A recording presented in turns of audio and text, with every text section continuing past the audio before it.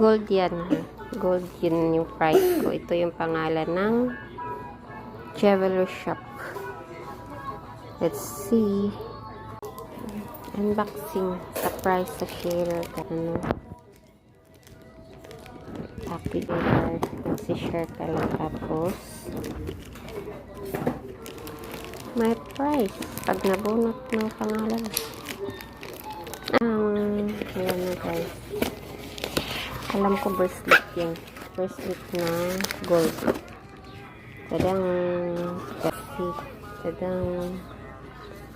Let's see. Ayan. Actually, this is my price. You see?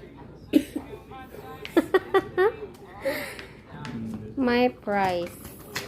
Di ba? Share ka lang. Masipag kang mag-share sa live. Yung price mo sa share.